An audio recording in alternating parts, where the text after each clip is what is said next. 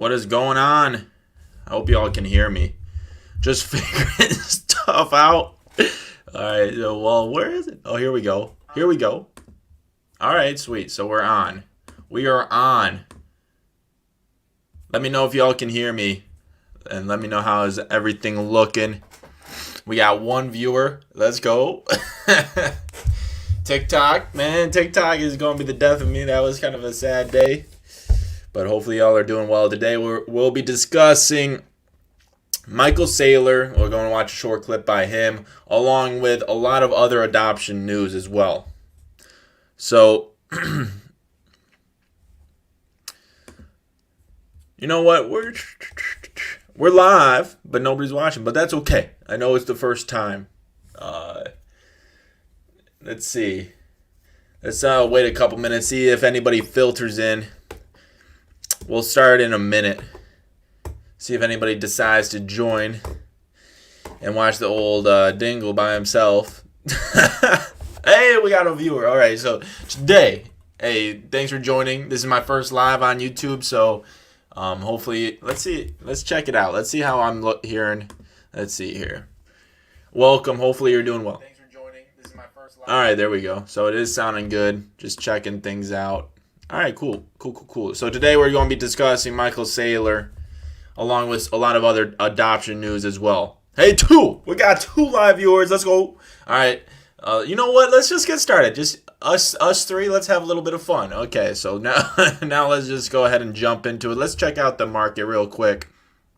Drop any questions you have, and I'll definitely go ahead and answer those because it's a small crowd today. But anyways, market looking all right. We're bouncing back. Looking decent. Let's refresh this page for you. It's looking decent, guys. It's looking decent. Bouncing back. Nice bounce. Let's see here. So if Ethereum really needs to stay above 3,500 level, right? So if it dips below the previous low, let's check it out. So if it goes below here, or if it goes below $3,000, we're in trouble. We're in trouble for sure. So we got a little ways to go before we are really in trouble. So we're good. We're good to go. Still in a bull market. And now we can go and move on to Michael Saylor and his conversation on Squawk Box just yesterday, I believe. Or it could have been this morning, actually. So let's go ahead and listen into what he has to say about it. Just it's like a couple minute video. Number do you think is realistic in the future? And I don't know whether people should never try to do a target and a time for when you hit the target because you can't get both right. But what you think it's worth $1 million a coin someday, Michael? Drop what your prediction in 10 years for Bitcoin is in the chat. Let's see if anybody's got a good prediction. In 10 years, what's the price of Bitcoin? What's the price of Bitcoin in 10 years? You guys think it can go to 5 million? Let's see. All right, let's listen in. The idea is every currency in the world collapses into the U.S. dollar stable coin, and the U.S. dollar is the universal medium of exchange for the world. And people seeking a long-dated store of value asset, a synthetic asset, they start to demonetize that second investment property, and they demonetize gold, and they demonetize an equity index. So what do I expect? I expect that Bitcoin, if it doubles every year, at the end of the decade, it will flip gold, and then it'll flip monetary indexes, a little bit of bonds, a little bit of real estate, a little bit of equity, and emerges as $100 trillion asset class. So 100x where it is right now, and when we get there, it'll be 5 to 7% of the worldwide economy. The U.S. dollar will probably replace 150 currencies. Maybe there'll only be 2 or 3 left. There might be the euro, the CNY, the dollar. Everything else is probably going to disappear. And then Bitcoin will be the world's monetary index if you simply want to keep your money. So he's basically talking about the Bitcoin endgame. This is the Bitcoin endgame. At the very most, it'll be 500K. Still very doubtful. Okay, so this is if Bitcoin, there's 2 options. Bitcoin is either going to be successful or not. And this is the Bitcoin endgame. The Bitcoin endgame is to be the world reserve currency, which would take up 5 to 7% of the world GDP. So he's talking about the Bitcoin endgame if successful, right? I mean, if Bitcoin makes it to 500K, from there it has two options. It keeps going up or it fails, right? That's at least how my viewpoint is it's like a binary option. Either we continue to go up in valuation against the US dollar, which I think it's kind of a foregone conclusion at this point that Bitcoin will continue to go up against the United States dollar, right? If the United States dollar is on a one-way trip to zero, Bitcoin's on a one-way trip to 5 million, 10 million, right? It's just what currency it's valued in, right? So let's finish off this video and see what else he has to say. And you don't want to express a credit sentiment or an equity sentiment or some property or real estate sentiment. And what if a country decides, either, China, I don't know how China is going to react to that scenario, or even the United States. Is it unstoppable? Or getting to that point you just described, does it depend on what happens with very powerful central governments? I think Bitcoin is unstoppable as digital property. I think what you're going to see is three classes of countries. The communist countries that don't give you property rights won't, like North Korea or Cuba, won't let you own anything. They'll probably ban it. The countries that have weak currencies will have capital controls. They will let you own it, but they don't want you to exchange it or trade it. It's not illegal to own Bitcoin in China. They just don't want you moving billions of dollars out of their economy. You see a collapse of currencies like Argentina, the peso is 200 to 1. In Turkey, you see the lira is 11. It used to be 1.5 15 years ago. So people have to realize fiat currency is a new experiment. I mean, the US dollar is a fiat currency only since 1971, right? So since 1971, the US dollar has been an experiment. And since that experiment started, we have seen devaluation of the United States dollar continuously and even exponentially, right? So I think I don't see any reason to believe that this will stop. And I think Michael Saylor hits the nail on the head with what he's saying right here. Let's finish off. So the weak currencies will have capital controls. They'll let you own it as property. And of course, in the Western nations where they have strong currencies in the US dollar, of course it's going to be deemed property. You'll pay 5 mil this cycle? Absolutely not. Fair. I don't think 5 million this cycle is reasonable. I think it's going to be 5 million 10 years from now, maybe 15, 20 years from now. Pay capital gains tax on it when you sell it.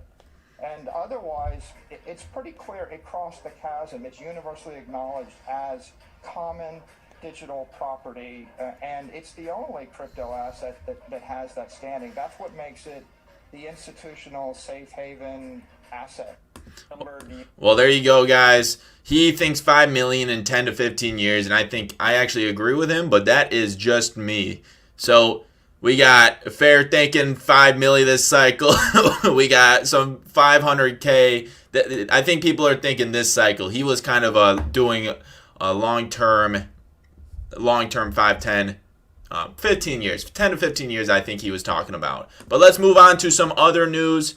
So one of the most prestigious auctions in the United States now accepting Ethereum, right, as payment solution. If we scroll down here, we'll see one of their current auctions. Look at this sucker right here. 144 ETH, 580 US dollars. So now they're accepting Ethereum for physical items, right? For physical items, for physical auctions.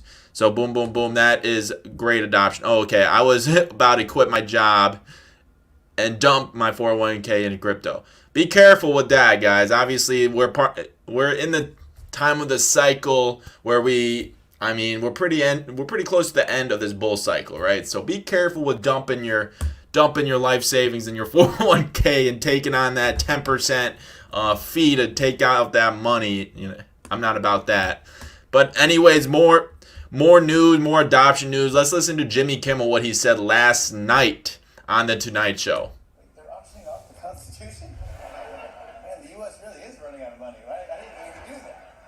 We're living through crazy times when a Bored Ape NFT is worth more than the U.S. Constitution.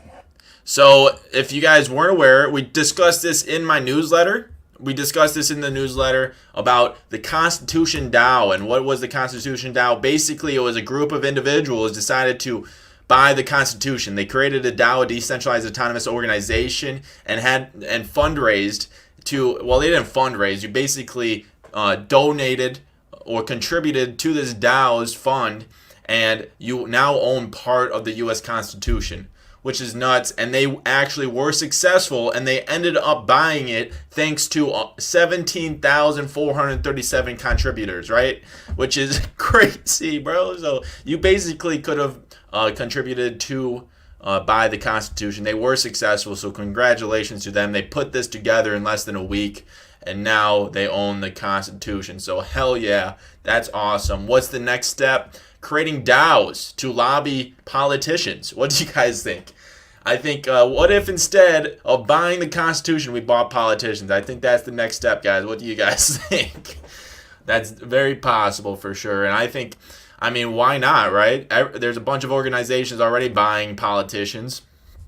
Why can't we get a DAO to lobby for crypto, lobby for decentralization using the blockchain? Why can't we lobby through DAOs, right? That's kind of what I'm thinking, right?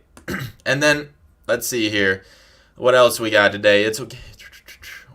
So basically, what he's saying, this is the founder of Ribbon Finance right here, Ribbon Finance. He's saying whoever contributed into the Constitution DAO.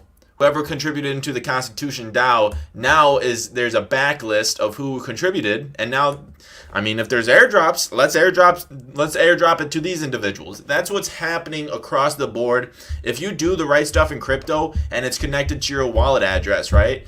And people see this stuff, and they're more tempted, and if they want to, they can airdrop to a specific group of individuals with a specific morals. Like the people that contributed to buying the Constitution has a certain group of people. They're kind of independent, proactive. Like they have a set of characteristics, and if you want those type of characteristics to own your token, boom, airdrop, boom, airdrop, boom, airdrop, right? So that's kind of what he's talking about. Now we have a backlist of people that we want to airdrop to for participating in buying the Constitution, right? So that's what he's saying right here, which is very interesting. Y'all got any important? Okay. Well, thanks for tuning in. I got a couple more things I wanted to bring up. This was my first live on YouTube. Great. I will be posting more live. I will be doing a lot more lives here on YouTube. Why? Because you know, I enjoy going live. I enjoy talking to you guys, kind of building community with you guys. Buying politicians as buying them out of their positions. So just lobbying, just fundraising. I mean, politicians just publicly funded. So lobbyists, I mean, that's what politicians do. They vote to make their lobbyists happy, right? So if we can lobby behind a couple politicians and have them advocate for blockchain and decentralization and the morals and the ethics of blockchain technology, boom, boom, boom, you're good to go. Or at least you have a couple people that will advocate for you in Congress, et cetera, right? So that's exciting. And also, what else is exciting? So over the last quarter, over the third quarter, the number of Grayscale Bitcoin Trust shares held by large institutions dropped in the third quarter. So people actually bought less Bitcoin in the third quarter than the second quarter, while the number of Grayscale Ethereum Trust shares rose 19%. 19%, guys. This is a huge increase. Why is this such a huge increase? Because of EIP 1559 along with ETH2 implementation, right? So this is very exciting stuff. Very exciting stuff. And any last questions? That's all I have for imagine staking the Constitution. You could do that. You could do that. So now, well, they could distribute a DAO token, which basically represents your ownership of the Constitution, and then they can stake that sucker. They can stake the Constitution DAO token. So that's what they could do for sure. Now we're thinking like Dingooos right here, boys. But yeah. So let's see. That is all I have for today, guys. I do have a newsletter if you want to support me. I will be going live every weekday, probably at 11 a.m. Eastern Standard Time. So you can catch me on YouTube live every weekday, 11 a.m. I'll be live with the news for each and every one of you. Let's build this community up, because TikTok is not the best place to build a community, because they will drop the hammer on you for no apparent reason. And that's what happened to me, which was unfortunate. I was actually banned. 25K. This is the reasons why we need decentralization, because just no apparent reason. Boom, boom, boom, gone. So that is it, guys. If you want to sub to my newsletter, link is in the description. Join the Discord, Twitter, sub to the YouTube channel. I will be on every weekday, 11 to probably 11:30 Eastern Standard Time. And I hope you enjoyed, and I will see you Monday. Have a good weekend, guys. You're good at news, Brody Frere. I appreciate that. I appreciate that, dude. I appreciate that a lot. All right, have a great day. Have a great weekend. Be safe. And I appreciate you guys. Have a good day. Peace out.